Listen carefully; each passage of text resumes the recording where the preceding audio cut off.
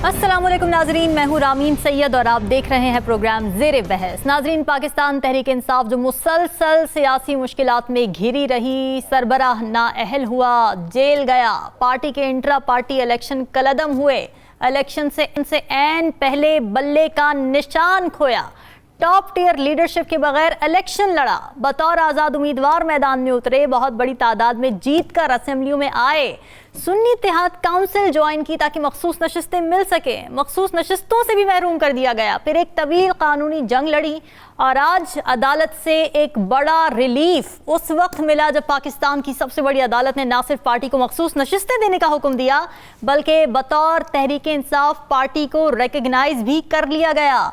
और इसके साथ ही पाकिस्तान तहरीक इंसाफ पार्लियामेंट की सबसे बड़ी अक्सरियती जमात बन चुकी है। इस फैसले का खुलासा ये है कि 13 के 13 जजेस ने इलेक्शन कमीशन का तहरीक इंसाफ के अरकान को इलेक्शन में आज़ाद डिक्लेयर करने का फैसला गलत करार दे दिया है। ये कहा गया है कि निशान खत्म होने से इलेक्शन लड़ने का हक खत्म नहीं होता। PTI मखसूस सीटों के लिए नाम दे, अरकान असेंबली पार्टी वाबस्तगी का हलफनामा दें। दूसरी तरफ 11 जजेस ने मखसूस नशिस्तें PTI को दी हैं, 5 जजेस ने अक्सरियती फैसले से इख्तिलाफ किया है। एक इख्तिलाफ ये है कि ये दरख्वास्त सुन्नी इत्तेहाद काउंसिल लेकर आई थी और चूंकि इस जमात ने इलेक्शन नहीं लड़ा इसलिए रिजर्व सीटों की ये जमात अहल नहीं है। दूसरा इख्तिलाफ इस बात पर है कि सिर्फ उन अरकान को PTI का मेंबर माना जाए जिन्होंने अपने कागजात नामजदगी में तहरीक इंसाफ से वाबस्तगी जाहिर की थी। अब इस फैसले से तहरीक इंसाफ तो ज़ाहिर खुश है और इलेक्शन कमिश्नर से इस्तीफे का मुतालबा भी कर रही है, लेकिन हुकूमत ये एतराज़ कर रही है कि ये पटिशन तो तहरीक इंसाफ की थी ही नहीं, तो उनको फिर ये कैसे सीटें दे दी गई। हुकूमत के लिए फैसला इसलिए भी नाजरीन सेटबैक है कि इलेक्शन कमीशन ने जो बंदर बांट की थी रिजर्व सीटों की, जिसके बाद हुकूमत के पास 2 तिहाई अक्सरियत आनी थी, हुकूमत अब इससे महरूम हो चुकी है। तो इस फैसले की तासीर, इसके मुल्की सियासत पर असरात और इलेक्शन कमीशन के किरदार पर तफसील से आज बात करेंगे। प्रोग्राम में हमें ज्वाइन कर रहे हैं सियाकार नजमु साकिब साहब, राव खालिद साहब और साकिब बशीर हमारे साथ मौजूद हैं। आप सभी का बहुत शुक्रिया। नजमु साकिब साहब, अदालत ने क्या आज कोर्स करेक्शन कर दी, एब्सोल्यूट जस्टिस हो गया?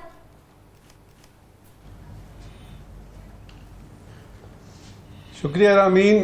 देखिए, मेरा तो इस वक्त कुछ आलम ऐसा है, दिल चाहता है मैं आपको बहुत सारे अच्छे अच्छे शेर सुनाऊं, मुहावरे सुनाऊं, कोई गाने शाने गाएं हम लोग, क्योंकि कुछ ऐसा हो गया है। फैज साहब ने एक तस्वीर खींची थी जी। सबसे पहले तो उस तस्वीर को देखते हैं और वही आलम इस वक्त आपने बताया है जो यानी अपने इंट्रो में कि जो PTI के साथ ज्यादतियां होती रही वगैरह वगैरह। रात यूं दिल में तेरी खोई हुई याद आई, जैसे वीराने में चुपके से बाहर आ जाए, जैसे सहराओं में हौले से चले बादे नसीम, जैसे बीमार को बेवजह करार आ जाए, जैसे अडियाला में चुपके से बाहर आ जाए। अच्छा, अब ये है कि ये जो चुपके से बाहर आ गई है, ये जो चुपके से बाहर आ गई, पहले तो मैं आपको 2-3 स्टेटमेंट्स देना चाहता हूँ। इस फैसले को बड़े गौर से सुना भी, देखा भी और बाद में पढ़ा भी, और चूंकि कानून की डिग्री मेरे पास है जिसके बारे में अभी तक किसी ने ये ऐलान नहीं किया या दावा नहीं किया कि ये जाली है, उस डिग्री की बुनियाद पे जो मुझे समझ आई चीज़ों की, उस पर सबसे पहली बात आपको पहली स्टेटमेंट में ये दूंगा, इलेक्शन ये जो है हमारी सुप्रीम कोर्ट का ये जो आज का फैसला आया है, ये सिर्फ मखसूस नशिस्तों का फैसला नहीं है। इसमें आपकी अदलिया और आपके सियासी पेश मंजर को तब्दील करके रख दिया गया है और इसमें जो राहें निकलेंगी आज के बाद से आपके सियासत में, मुआशरत में और ख़ास तौर पे अदालतों में, वो कुछ ऐसी तरफ जा रही हैं जिस तरफ की जमहूरियत कहती है हमें कि उस तरफ जाएं। तो ये तो हुई 2 स्टेटमेंट्स। ठीक है, अब ये है कि अगर आप इसको देख लेना, अगर आप देख रही थी, हम सब ने मिलके देखा, हम उस सारे को जो यानी चीफ जस्टिस साहब फरमा रहे थे या उनके साथ वो जो दूसरे सीनियर मोस्ट जज हैं उन्होंने या वो जो तीसरे जज थे, उनको एक तरफ रखते हैं कि कौन सी क्लॉज, कौन सा यानी वो जो है यानी कॉन्स्टिट्यूशन की कौन सी फलानी 10-15 बंदे बिठा लीजिए पाकिस्तान के आम आदमी जिनको ना कानून का पता है, ना ही उनको आइन का पता है, ना ही उनको कॉन्स्टिट्यूशन ऑफ पाकिस्तान का पता है। उनको बिठाने से पहले एक फिक्रा बोलना चाहूंगा कि जो दुनिया भर का कानून है ना, हम्मुराबी से लेके आज तक जो बना, उसमें 98% 99% होती है आपकी कॉमन सेंस। राइट। तो आज सुप्रीम कोर्ट में कॉमन सेंस बहुत ही यूं समझिए 100% प्रिवेल की। उन 10 आदमियों को कहिए, क्या आपको नहीं पता कि पीटीआई एक पार्टी है और एक बड़ी सियासी पार्टी है? वो 10 लोग क्या कहेंगे? बिल्कुल है, और यही सुप्रीम कोर्ट ने कहा है। आप उनसे पूछे क्या बल्ले का निशान इनका नहीं था और क्या बल्ले का निशान छीनना ज्यादती नहीं थी? वो सारे कहेंगे जी बिल्कुल उनका निशान था और ये ज्यादती थी। फिर उन 10 आदमियों से ये पूछे कॉमन सेंस को इस्तेमाल करते हुए कि ये बताइए कि जब वो इंडिपेंडेंट बनते हैं और सुन्नी इत्तेहाद में जाते हैं तो क्या वो मजबूरी के तहत नहीं गए थे? क्या उनको सड़क पे नहीं खड़ा कर दिया था? वो सब कहेंगे किया था। फिर आप उनसे ये पूछें कि सुप्रीम कोर्ट ने आज कहा है कि ये सारी जो मखसूस नशिस्तें हैं ये इनको वापस मिलेंगी, तो जिन्होंने ले ली थी जिन पार्टियों ने, क्या उन पार्टियों ने ये मखसूस नशिस्तें ठीक ली थी कि गलत ली थी? तो वो आपको क्या कहेंगे? गलत ली थी। यही फैसला आज भी हुआ। तो मेरे नजदीक अदलिया ने अपनी आजादी का बरमला इजहार किया है। अब आया है ऊंट पहाड़ के नीचे। अच्छा। और वो आपने मुहावरा सुना होगा कि बकरे की मां कब तक खैर मनाएगी। जी बिल्कुल, अब आया। अब हम बात करेंगे क्योंकि आपने यानी इसको करेंगे आगे, इस पूरे प्रोग्राम में हम इस पे बात करेंगे और भी इसके यानी उकदे भी खुलेंगे इसके ऊपर। लेकिन एक आपको बात बता दूं, दूसरा मुहावरा आपने गौर से सुना नहीं, बकरे की मां कब तक खैर मनाएगी। मुझे लगता है, देखिए हुकूमत की कश्ती नहीं डूबी इससे, लेकिन डगमगाई जरूर है। ये मैं आपको वसूख से कह रहा हूँ। ठीक है राव खालिद साहब, अब हुकूमत इस बात पर या इस फैसले पर ये कहकर एतराज़ कर रही है कि अदालत ने खुद से इलेक्शन कमीशन ऑफ पाकिस्तान और पीटीआई की जो गलतियाँ थीं वो सुधार दी हैं। फिर ये भी एतराज़ कर रहे हैं कि जी आपने तो तशरीह करनी थी मगर आपने तो ये कोई कॉन्स्टिट्यूशन को शायद रीराइट कर दिया है। ये बताएं, क्या यही काम नहीं अदालतों का कि कोर्स करेक्शन की जाए? अगर किसी की कोई गलतियां थीं, कोई लकूनाज बीच में आ रहे थे तो एब्सोल्यूट जस्टिस की तरफ जाया जाए। इस पर एतराज़ क्यों आ रहा है? देखिए, वो फिर ये भी बताते ना कि गलतियां सुधारनी किसने थी अगर सुप्रीम कोर्ट ने नहीं सुधारनी थी। एग्जैक्टली। गलतियां अगर मान रहे हैं तो किसी ना किसी ने तो सुधारनी थी। अगर सुधारनी थी तो वो किसने सुधारनी थी? और आइन और कानून की इंटरप्रिटेशन का आइन किसको इख्तियार देता है? वो सारा कुछ वाज़ेह है, इसमें कोई दूसरी राय ही नहीं है कि आपकी कोई भी आइनी और कानूनी जब कोई मसला पैदा होता है तो तशरीह की बात आती है तो supreme court is the ultimate authority और उसी को इख्तियार है कि उसकी इंटरप्रिटेशन करे। तो उन्होंने ही इंटरप्रिटेशन करनी थी, इसलिए ये खैर वो एक उनको गुस्सा तो ज़ाहिर है, वो तो पता नहीं क्या क्या मंसूबे बना के बैठे हुए थे, 2/3 मेजॉरिटी और उसके बाद उसके बाद अमेंडमेंट्स और पता नहीं क्या क्या कुछ उन्होंने सोचा हुआ था, बड़ा लंबा चौड़ा प्लान किया हुआ था उन्होंने और बड़ी उथल पुथल करने का उनका प्रोग्राम था। वो तो सारा उनका जो रेत का महल तामीर किया था वो तो धड़ाम से गिर गया है। अच्छा। और अब मसला ये है कि जो फैसला है उसके असरात जो हैं वो ओवरऑल जो हम अभी जो जिस नहज पे ईसीपी जा रहा था, एक तो उसको रोकना बहुत ज़रूरी था और बड़ा टाइमली तो नहीं रोका गया लेकिन रोक लिया गया। इसका बहुत मैं कहता हूँ ये भी बहुत बड़ा कारनामा है अदलिया का कि उन्होंने एक ऐसी डगर पे चलते हुए ईसीपी को रोका है। अगर ना रोका जाता तो आज पीटीआई निशाना थी, कल कोई और मकबूल जमात निशाना हो सकती थी, कल को और ऐसी जमात जो मंजूर नज़र ना होती और जिसके बारे में किसी को गुस्सा होता, बाइख्तियार जो लोग बैठे हैं गवर्नमेंट में और ईसीपी में, वो उसको यदि बैठ के किसी वक्त भी कह दें आपके इलेक्शन गलत है, उसके बाद आपका निशान हमने ले लिया तो जाए एक दो निकात हैं बड़े इंपॉर्टेंट है, उसको भी डिस्कस करना थोड़ा जरूरी है। चीफ जस्टिस का मैं एतराज़ पढ़ी थी, चीफ जस्टिस साहब ने एतराज़ किया है कि पीटीआई के किसी भी उम्मीदवार ने इलेक्शन कमीशन के उस फैसले को चैलेंज नहीं किया जिसके तहत उन्हें आज़ाद उम्मीदवार डिक्लेयर किया गया था। अगर वो इसको परसू कर लेते पीटीआई वाले उस वक्त कि भैया हमें आज़ाद क्यों डिक्लेयर कर दिया गया, हमारी पार्टी तो इंटैक्ट है, हमसे तो सिर्फ सिंबल लिया गया, तो ये बात उनको भी नहीं पता थी कि अगर सिंबल छिन जाए तो पार्टी इंटैक्ट रहती है। अच्छा, एक तो इसमें मैं बता दूं कि जब हेयरिंग हो रही थी बल्ले के केस की तो उसमें जफर अली अपना अली जफर साहब जब कर रहे थे उसमें आर्गूमेंट्स, तो उन्होंने एक जगह पे ये कहा चीफ जस्टिस को कि सर ये जो काम है अगर हमें ये निशान ना मिला और हम बतौर पार्टी इलेक्शन ना लड़ सके तो आगे चल के हमारे लिए बड़ा मसला हो जाएगा, रिजर्व सीट का बड़ा इशू आ जाएगा। तो चीफ जस्टिस ने उन्हें फौरन रोक दिया था। उन्होंने कहा वो इशू अभी आया नहीं है, वो जब आएगा तो फिर आप हमारे सामने लाइएगा, अभी उसको डिस्कस न करें, हमारे सामने वो इशू आ सकता है।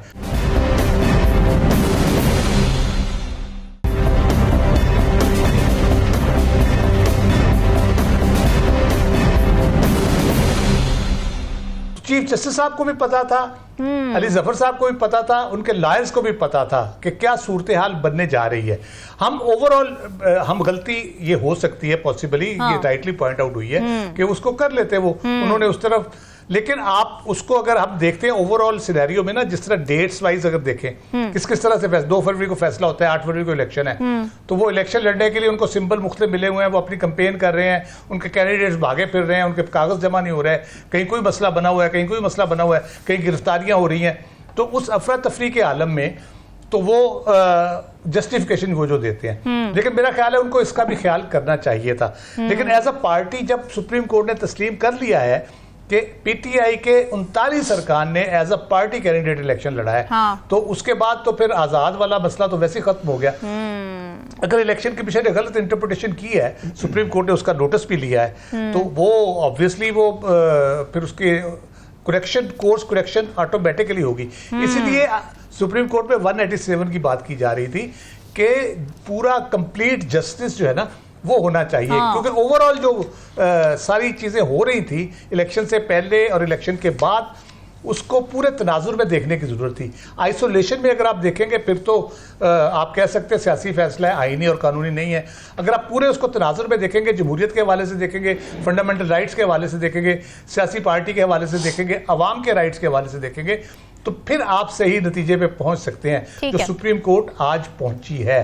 तो मेरा ख्याल है सुप्रीम कोर्ट ने जो काम किया है वो तारीख की सही सिमत में आपको खड़ी नजर आई है, और आगे अहम मुकदमा और आ रहे हैं। अगर उनमें भी वो मुकम्मल कंप्लीट जस्टिस की तरफ जाते हैं, जिसमें बल्ले की नजरसानी की दरखास्त है, जिसमें ह्यूमन राइट्स का वायलेशंस की बात है, जिसमें इलेक्शन में धांधली की बात है, वो केसेस पेंडिंग पड़े हैं सुप्रीम कोर्ट के अंदर, उन पे जब आप जाएंगे तो उसमें अगर चीजें हम करते हैं तो हम ना सिर्फ ये कि मुल्क के अंदर एक एतमाद पैदा करेंगे लोगों के अंदर, जुडिशरी के हवाले से, इंस्टीट्यूशंस के हवाले से, और जो ये कहा जाता है कि बाहर के प्रेशर पे जजेस फैसले कर देते हैं, इस तरह जी मैनिपुलेट कर लिया जाता है, वो चीज़ों उसके पे बड़ा फ़र्क पड़ेगा और एक जमहूरी रास्ते पे चलने की सूरत नजर आ रही है, एक आगे बढ़ने की सूरत नजर आ रही है, और आलमी तौर पे हमारी जो रेपुटेशन है उसमें बहुत बेहतरी होगी अगर हम इस रास्ते पे चल पड़ते हैं, क्योंकि अल्टीमेट कोर्ट है ये। और इसमें सबसे इंपॉर्टेंट बात साकिब, इसमें बात करेंगे, ये केस ऑफ फर्स्ट इंप्रेशन था, पहली दफा ऐसी सूरत हाल सुप्रीम कोर्ट के सामने आई थी, और वो भी डिमांड करती थी कि उसके ऊपर कंप्लीट जस्टिस किया जाए, क्योंकि अगर पहले ऐसी सूरत होती और उसमें कुछ फैसले हुए होते तो शायद कोई बीच का रास्ता निकलता, उधर जाते उधर जाते, लेकिन ये बिल्कुल नए सिरे से एक बात हुई थी, नई बात थी, उस पर नए तरीके से उसको एड्रेस करना बहुत जरूरी था। ठीक है साकिब, ये हुकूमत क्यों कह रही है कि जी ये कोई कानूनी आईनी फैसला नहीं है, ये सियासी फैसला है? सियासी फैसला कैसे है कि इसकी उलट बात की जा रही थी कि अगर 2/3 मिल गई गवर्नमेंट को तो वो कोई जुडिशियल पैकेज लेकर आने वाले हैं तो शायद उसकी वजह से कोई फायदा होता है, लेकिन इसमें तो कोई सियासी फायदा उनका नजर नहीं आता। दूसरी बात ये कि कल हमने कुछ 1-2 चीज़ें देखी ऐसी जिसके बारे में आप हमें बताएं कि हुआ क्या कि कॉज लिस्ट जारी होती है और उसमें पहले फुल कोर्ट का नाम ही नहीं था उसके अंदर, उसमें सिर्फ 2 या 3 शायद नाम थे, लेकिन उसके बाद फिर दोबारा उसको रिवाइज किया गया, उसमें सबके नाम डाले गए। ये क्या हुआ था? ये कल जब शाम को तकरीबन 5:30 बजे ये कॉज लिस्ट जारी हुई थी कि 3 जजेस जो है वो फैसला सुनाएंगे, तो हमारे ज़राए ये बताते हैं कि ये अल्टीमेटली जो फैसला होता है चीफ जस्टिस जो है फैसला करते हैं, तो कुछ जजेस को शायद इस हवाले से मालूम नहीं था और उनको फिर टीवी चैनल पर ब्रेक होने वाली खबर के बाद जो है मालूम हुआ कि 13 नहीं बल्कि 3 जजेस ही फैसला सुनाएंगे। एक तो ये है कि 3 जजेस ही फैसला सुनाते तो वही फैसला सुनाया जाता जो आज 13 ने सुनाया है, इसमें कोई दो राय नहीं है। लोग बात कंफ्यूज कर रहे थे कि शायद जो है वो 3 बैठेंगे तो फैसला जो चेंज हो जाएगा, नहीं, फैसला यही सुनाया जाना था। लेकिन उसके बाद जब बाकी जजेस की जानिब से भी ये जराए बताते हैं कि उनकी जानिब से जब बात आई तो फिर ये फैसला हुआ कि ठीक है 13 के 13 जजेस बैठकर फैसला सुनाएंगे। और उसके बाद फिर आपने देखा कि जो फैसला था जस्टिस मंसूर अली शाह, क्योंकि सीनियर 3 है और फ्यूचर के 3 माह बाद चीफ जस्टिस उन्होंने बनना है, तो क्योंकि 8 जजेस वो थे, उनमें सीनियर जस्टिस मंसूर अली शाह साहब थे, तो उनको कहा गया कि आप अक्सरियती फैसला आप पढ़ें। उसके बाद जो है वो जस्टिस अमीनुद्दीन खान उन्होंने फैसला पढ़ा, जो जस्टिस नईम अख्तर अफगान जो है 2 जजेस उनका फैसला था। फिर चीफ जस्टिस काजी फाइज ईसा और जस्टिस जो है वो जमाल खान मंदोखेल उनका फैसला था, फिर उन्होंने पढ़ा, और जस्टिस याया अफरीदी ने अलग से जो है वो फैसला पढ़ा। इस फैसले के 2-3 जो चीजें बहुत जो है इंपॉर्टेंट है। एक तो जिस तरह राव साहब ने कहा कि सुप्रीम कोर्ट ने एक बंद बांधा है कि आइंदा से कम ये चीजें नहीं होनी चाहिए।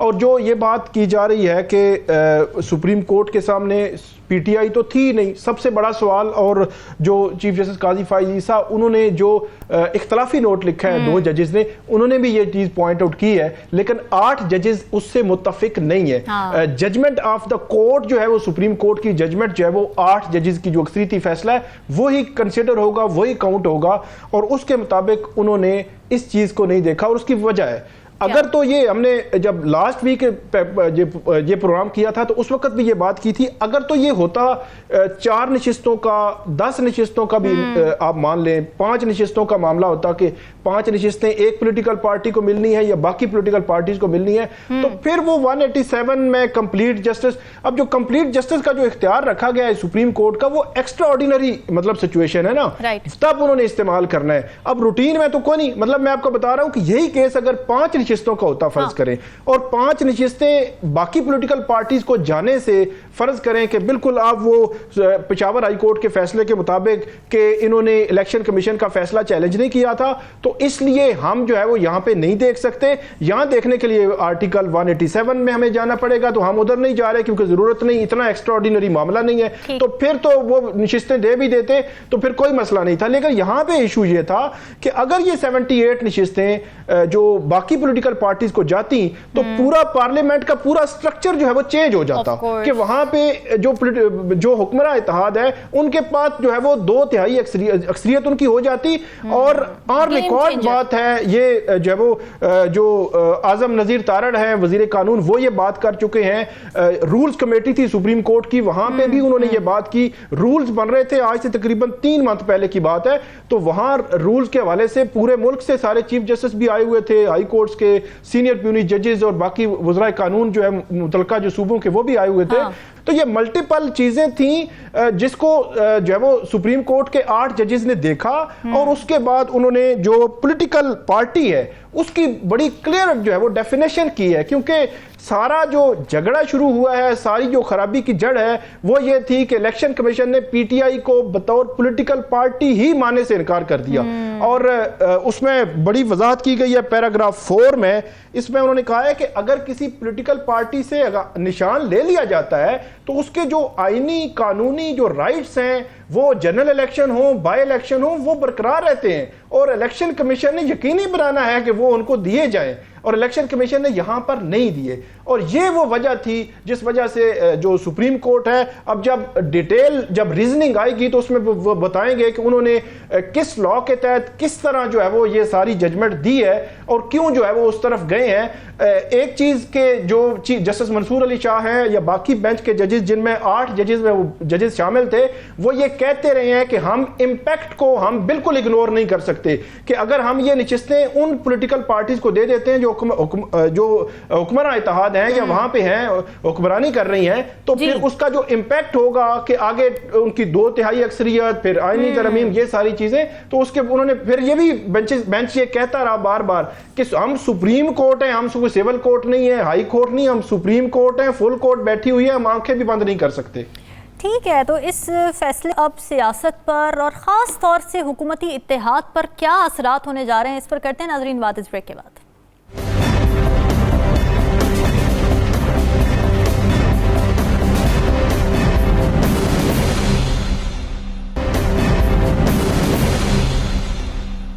वेलकम बैक नाजरीन। हुआ ये कि आज का फैसला आने के बाद 77 सीटें कौमी और सूबाई असम्बली की हो चुकी हैं मुतनाज़े। 65 सीटें पीटीआई को मिलने का इम्कान है। अगर ये 65 सीटें पीटीआई को मिल जाती हैं, 84 अरकान उनके ऑलरेडी मौजूद हैं पार्लियामेंट के अंदर, तो ज़ाहिर है वो एक सिंगल लार्जेस्ट पार्टी बन जाएगी। फिर क्या होगा?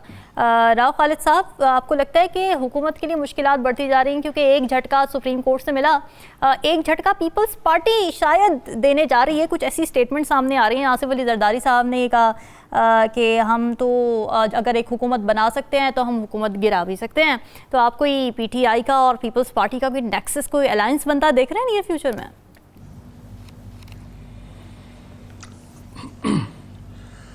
देखिए, अगर कोई बेहतरी की सूरत निकले तो मुझे बड़ी खुशी होगी। पीटीआई और पीपल्स पार्टी और इवन पीटीआई नून लीग भी इकट्ठी हो जाए तो कोई बेहतरी की सूरत निकले, क्योंकि जो ओवरऑल सूरत हाल इस वक्त हुई है, मैं बार बार ये कह रहा हूँ कि बिल्कुल एक लॉक जैम की कैफियत है।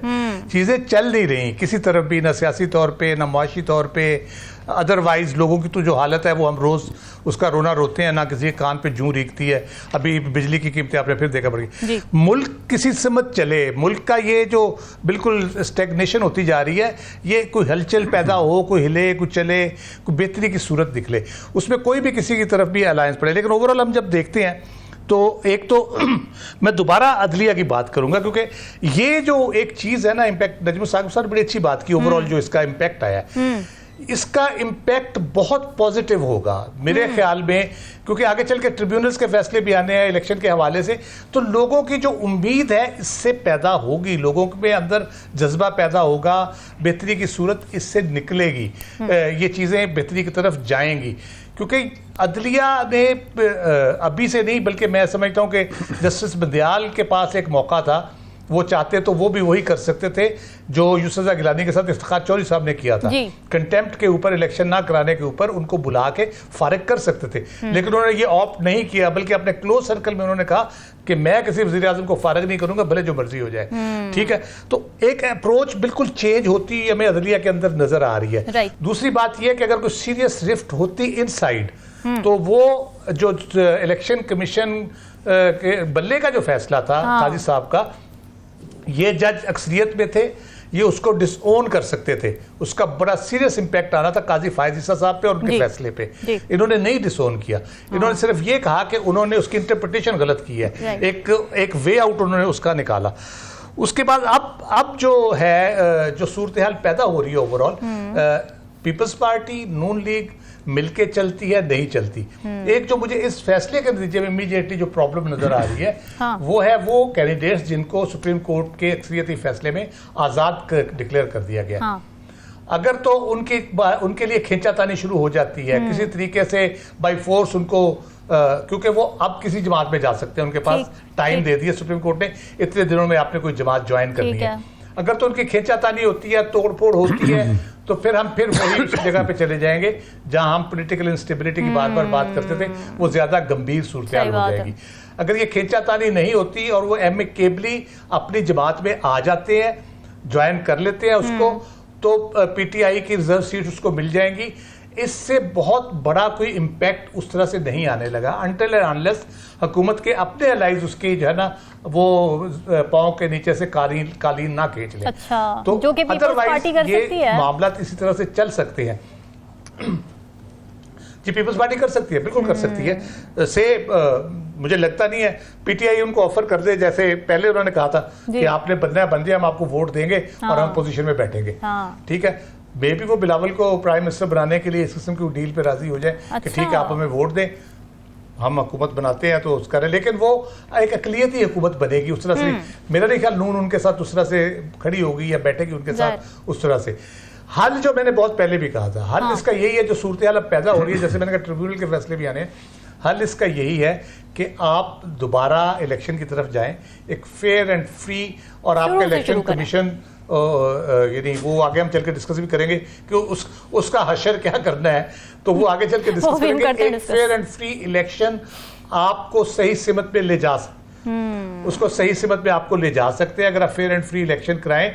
अदरवाइज ये खींचातानी अगर लगी रही तो जो इम्पैक्ट इस फैसले का है, जो मैं समझता हूँ मेरे हिसाब से बेहतर ये होनी चाहिए सूरत हाल में, लोगों को, पीटीआई को भी रियलाइज करना चाहिए कि उनको एक ऐसा रिलीफ मिला है जो मेरा ख्याल है उनको थोड़ा सा सुकून देगा उनकी जो टेंशन थी, नर्वसनेस थी, वो थोड़ी सी कम होगी। और ये अगर एमिकेबली ये चले जाते हैं पार्टी में वापस लोग 80-82 और उनको रिजर्व सीट्स भी मिल जाती है, मेरा ख्याल है उससे कुछ ना कुछ ठहराव हमारी सियासत में आएगा और वो पाकिस्तान के लिए बेहतर होगा इंशाल्लाह। ठीक है। नजमुल साकिब साहब, आपने बड़ा मज़ेदार मुहावरा बोला था कि बकरे की माँ कब तक खैर मनाएगी, तो आपको क्या लगता है कि हुकूमत के खैर मनाने के दिन अब ख़त्म होने जा रहे हैं? क्या कोई तहरीके एतमाद आ सकती है? और दूसरा ये कि तस्वुर ज़ाहिर ये किया जा रहा है कि एक अच्छा फैसला है, इससे सियासी इस्तेहकाम आएगा, बेचैनी थी PTI में वो कम होगी, मगर क्या इसका उलट भी हो सकता है? क्या मज़ीद तोड़ फोड़, खींचा तानी, जैसे राव खालिद साहब ने इशारा किया, ये इसके भी इम्कानात हैं? बहुत ज़्यादा इम्कानात हैं। अभी इसके इम्तिहान और भी हैं। यूँ समझिए कि पहाड़ पे चढ़ना है और ये पहला मजबूत कदम रखा गया है जमहूरियत की तरफ और उस अवाम की तरफ जिसको के देखा नहीं गया और उसके मैंडेट के साथ जो हशर हुआ, उस पहाड़ पे अभी चढ़ना है। लिहाजा अभी बहुत सारे मराहिल, अभी इसके इम्तिहान और भी हैं। देखिए, कुछ लोग, बल्कि बहुत सारे लोग PTI को राइट ऑफ कर चुके थे जी कि खान ने अब रहना बाकी की जिंदगी जेल में, और PTI तो गई, इनसे बल्ला भी गया, इनके अब इंडिपेंडेंट्स हैं, ये तो हवा में तहलील हो जाएंगे। उन सारे लोगों को लगा है बहुत बड़ा धक्का धचका लगा है, बहुत ज्यादा परेशान हैं वो, क्योंकि PTI को अब सुप्रीम कोर्ट ने बड़ी ही वजाहत से बताया है कि वो एक पार्टी थी, वो एक पार्टी है। दूसरा ये हुआ है कि PTI के कदोकामत में सुप्रीम कोर्ट ने अचानक बड़ा इजाफा कर दिया है। मैं ये नहीं कह रहा कि उनके वोट बैंक में इजाफा किया है, उसके सियासी कदोकामत को यानी सुप्रीम कोर्ट ने बढ़ा दिया है। जो वो डिजर्व करते थे वो तो उनको मिल गया। अब उनको ये है कि सुप्रीम कोर्ट की, जो समझे कि बैकिंग इस लिहाज से भी है कि उनको पता लगा है कि उनकी जो सुप्रीम एपेक्स कोर्ट है वो उनको मान रही है। वो जो लोग नहीं मानते थे उनको ना माने, लेकिन सुप्रीम कोर्ट ने ये कहा है। तो ये हुई दूसरी बात। तीसरा ये है कि सुप्रीम कोर्ट ने सियासत के इस बेयकीनी और गैर यकीनी सूरत हाल को एक अदालती अंदाज से, एक कानूनी और आईनी अंदाज से हल करने की लाशऊरी कोशिश की है। मैं फिर से लफ्ज इस्तेमाल करूंगा, लाशऊरी। देखिए, उनका ताल्लुक सियासत से नहीं है। ये जो लोग कह रहे हैं ना जी कि ये सियासी फैसला फलाना, कतई तौर पे नहीं। वो कानून देखते हैं, किताब पढ़ते हैं, सही जो है। उन्होंने लाशऊरी तौर पे पाकिस्तान के जो पेश मंजर में गैर यकीनी सूरत हाल है उसको यकीनी बदलने के लिए एक बहुत ही मुस्बत गैर शऊरी किस्म का इकदाम उठाया, जो मेरे नजदीक एक बड़ी खुशाइंद बात है। ठीक है। जमहूरियत में इलेक्शन सबसे इंपॉर्टेंट होता है। ठीक है, जमहूरियत का मतलब, जमहूरियत कहां से पता लगती है किसी मुल्क में है? आप इलेक्शन कराते हैं फ्री एंड फेयर, और उसके बाद देखते हैं कि आवाम के नुमाइंदे क्या है। इलेक्शन ही जो हैं वो आपके कंट्रोवर्शियल हैं, मुतनाज़िया थे 8 फरवरी के, और उसमें ये मुतनाज़िया एक बहुत बड़ा था कि जी ये सीटें कहाँ जाएंगी, रिजर्व सीटें। सारे के सारे प्रोसेस को बाकायदा तौर पे, लाशऊरी तौर पे और अदालती तौर पे और आईनी और कानूनी तौर पे सुप्रीम कोर्ट ने कहा है कि बड़े बड़े सवालिया निशान छोड़ दिए। देखिए, अब वो ये तो नहीं कह सकते थे कि इलेक्शन दोबारा कराएं, 2 महीने बाद इलेक्शन कराएं, लेकिन उन्होंने जो हिंट दिए हैं और बड़े स्ट्रॉन्ग हिंट दिए हैं, उससे ये पता लगता है कि supreme court is Cognizant of the fact कि ये जो आपकी है ना गैर यकीनी सूरत हाल सियासी, इसको भी वो ठीक करना चाहते हैं। देखिए, लोग क्लाइमेट चेंज की बात करते हैं ना, मेरा ख्याल है इस वक्त मेरे सेगमेंट का वक्त अब खत्म हो रहा है। सिर्फ ये बताऊंगा कि वो जो क्लाइमेट चेंज की बात करते थे ना, वो तो टेक्निकल बातें हैं। 1992 से वो अर्थ समिट शुरू हुई। मैं आपको बता रहा हूं कि पाकिस्तान इस फैसले के बाद पाकिस्तान का सियासी क्लाइमेट चेंज हो गया है। अच्छा। और अब उसमें जो हवा चल रही है ना, अल्लाह करे कि ये इसके आगे बंद ना बांधे जाएं। ये जो पॉजिटिव है, बहुत पॉजिटिव है। और मैं यानी इस वक्त की आखिरी बात, वो मेरे दोस्त जो मुस्लिम लीग नून में है, वो मेरे दोस्त जो पीपल्स पार्टी में है, वो मेरे दोस्त जो इस वक्त की हुकूमत की एलाइज वो पार्टीज हैं, उनमें से अक्सर लोगों के दिल में भी ये बात थी कि ये हमने सीटें कैसे ले ली हैं यार। अब वो मुंह से तो नहीं बोलेंगे, लेकिन उनका दिल तो वो ये कहेगा ना कि यार बात तो ठीक हुई है, फैसला तो ठीक आया है।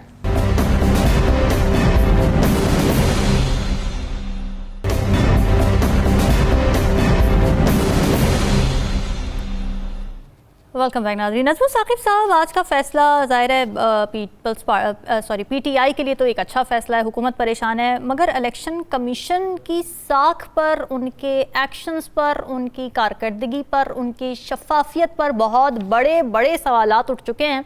और बजाय इसके कि वो इन सवालात पर कोई जस्टिफिकेशन दें या वो ख़ुद भी अपनी कोई कोर्स करेक्शन करें या फिर इस्तीफ़ा दे दें आके, वो तो आगे से जस्टिफिकेशंस ये दे रहे हैं कि जी हमने तो किसी फैसले की सुप्रीम कोर्ट की कोई गलत तशरीह नहीं की और हमारी तो समझ से बालतर है कि कैसे पीटीआई को मखसूस नशिस्तें आज सुप्रीम कोर्ट ने दे दी हैं। ऐसे लग रहा था न पाकिस्तान में पार्लियामेंट है, न सदर मुमलकत है, ना ही वहाँ पे कोई ऐसी चीज़ है जो उनको रोक सकती है। वो इस तरह से इतनी नखवत के साथ वो बोलते थे कि जिस तरह और हम करेंगे, यानी वो बादशाहों का जो होता है। इस वक्त क्या आलम है? इस वक्त आलम ये है कि वो मुंह छुपाते फिर रहे हैं, उनके पास कोई किसी किस्म की वो कहते हैं ना बगलें झांकना। जी। अब ये है कि झांके वो बगलें, यानी कुछ देर तक उनको भी पता लगे कि किस तरह उन्होंने अवाम को एक इंतजार की तलवार पे लटकाए रखा था। देखिए, पीटीआई जो है वो इंट्रा पार्टी इलेक्शंस के बारे में तो उनको पता लग ही गया, लेकिन इनको भी पता लगा इलेक्शन कमीशन को कि इस तरह की जो फजूल किस्म के एंगल निकाल के ना तो किसी पार्टी के साथ ज्यादती नहीं करते। सुप्रीम कोर्ट का ये जो फैसला है इलेक्शन कमीशन के लिए एक गाइड बुक समझिए कि है। ठीक है। हुआ ये है कि सुप्रीम कोर्ट ने इलेक्शन कमीशन के ऊंट की हर कल सीधी करने के लिए उनको बताया है ये है, ये है, ये है। इस वक्त की आखिरी बात, दो अल्फाज उन्होंने उस ऑर्डर में यानी इस्तेमाल किए हैं। एक तो उनके एक्शंस को रद्द किया है कि आपने ये एक्शन लिया गलत लिया, ये एक्शन लिया गलत लिया। दूसरा, उन्होंने इन एक्शन की भी बात की है कि आप किन किन जगहों पे खामोश रहे, आप किन किन जगहों पे आपने एक्शन नहीं लिया। राव खालिद साहब, कोई एक्शन नहीं लिया गया इलेक्शन कमीशन के खिलाफ। ठीक है, गाइड दे दी सुप्रीम कोर्ट ने, ये भी बता दिया कि गैर कानूनी काम किया आपने, तशरीह ठीक नहीं की उसकी बेसिस पे आपने पूरी पार्टी ख़त्म कर दी, वोट नहीं उनको उस तरीके से पड़ सके, इलेक्शन का मसला पड़ गया। आपको नहीं लगता कि एक प्रॉपर अकाउंटेबिलिटी भी होनी चाहिए थी, कोई course of action election commission के खिलाफ लिया जाना चाहिए था स्पेसिफिकली?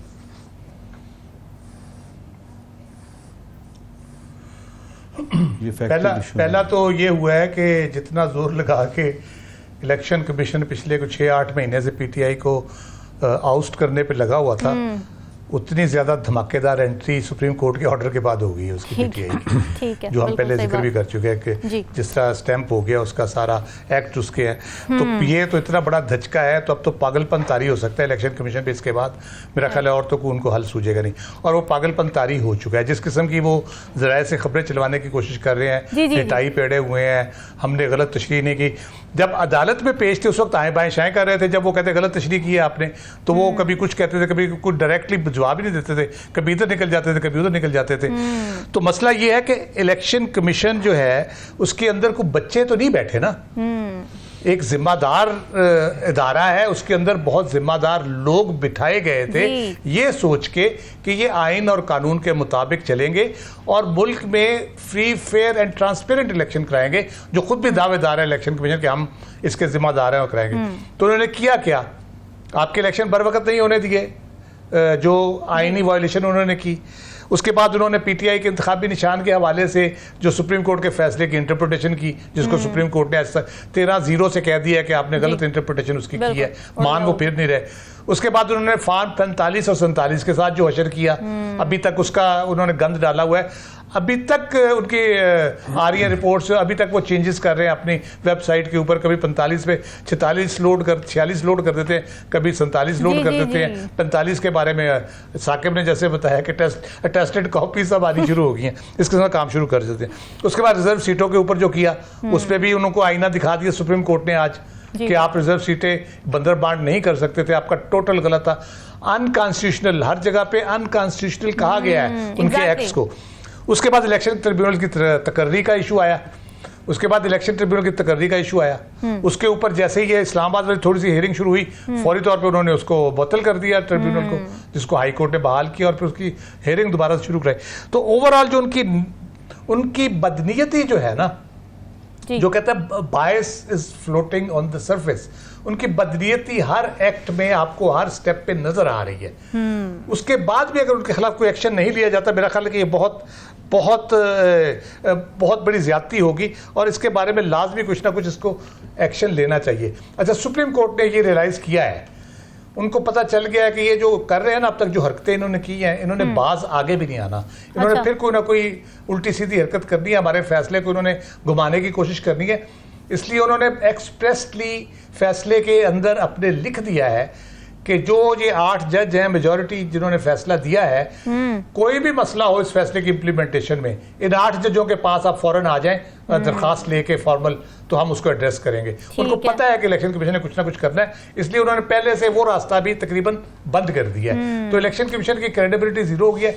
मेरा ख्याल है अगर कोई वहां पे थोड़ा सा अपनी इज्जत साख की किसी को फिक्र है तो घर ही चले जाएं तो बेहतर है, बजाय इसके कि वो दुनिया भर में रुसवा होते फिरे। हमारे ग्रेस नहीं है लोगों में, मुसलसल गलत जस्टिफिकेशंस देंगे आके, बजाय इसके कि तस्लीम करें कि हमें अखलाकी शिकस्त। नहीं, हमारी सोच पता क्या है, हमारी सोच क्या है जी, हमारी सोच क्या है कि बदनाम जो होंगे तो क्या नाम ना होगा। पैथेटिक। हम तो मशहूरी चाहते हैं ना, चाहे बदनामी से मिले। ठीक बात है। हाँ, ये अप्रोच है। तो देखिए यूके में इलेक्शन हुए, जिस तरीके से उन्होंने ग्रेसफुली तस्लीम की है अपनी शिकस्त को, ऐसी तो मिसाल हमें पाकिस्तान में तो खैर दूर दूर तक नहीं मिलती। साकिब ये बताएं कि इलेक्शन कमीशन ने जराए, आप 7 समंदर पार क्यों जाते हैं, 7 समंदर पार क्यों जाते हैं, सॉरी रमीन, आप पड़ोस में देख लें। हाँ एग्जैक्टली, पड़ोस में देख ले, पड़ोस में भी इलेक्शन हुए हैं। बिल्कुल ठीक बात है। बल्कि उन्होंने जो थोड़ी बहुत अच्छी सीटें ली राहुल गांधी साहब ने, उन्होंने उसको भी आके उसके ग्रेसफुली बड़ा उसके ऊपर बात की। साकिब ये बताएं कि इलेक्शन कमीशन ज़राए से जो अपनी स्टेटमेंट्स दे रहा है, एक तो वही कह रहा है कि जी इलेक्शन कमीशन ने कभी नहीं कहा कि पीटीआई सियासी जमात नहीं है, हमारी तो वेबसाइट पे अभी भी पीटीआई सियासी जमात के तौर पर रजिस्टर्ड है। फिर दूसरी वो बात ये कर रहे हैं कि जिन 41 उम्मीदवारों को हमने आज़ाद डिक्लेयर किया था वो इसलिए किया था क्योंकि उन्होंने कागजात नामजदगी में पीटीआई लिखा ही नहीं था, तो फिर हम कैसे उनको पीटीआई का डिक्लेयर कर देते हैं। वो पीटीआई पर डाल रहे हैं चीज़ कि असल में पीटीआई की गलती है। पहली बात तो ये है कि ये जो ज़राए वाला मामला है, इसमें बड़ा आसान होता है कि कल इलेक्शन कमीशन कहे कि हमने तो कोई ऐसा बयान दिया ही नहीं है। दूसरी बात ये है कि इलेक्शन कमीशन गोया ये कह रहा है कि 11 जजेस ने 13 में से, अच्छा इलेक्शन वैसे फैसला पीटीआई के हक में 8-5 के उस रेशो पे है, लेकिन इलेक्शन कमीशन के खिलाफ जो है वो सारे जजेस जो है वो इकट्ठे होकर कह रहे हैं कि भाई आपने काम ठीक नहीं किया।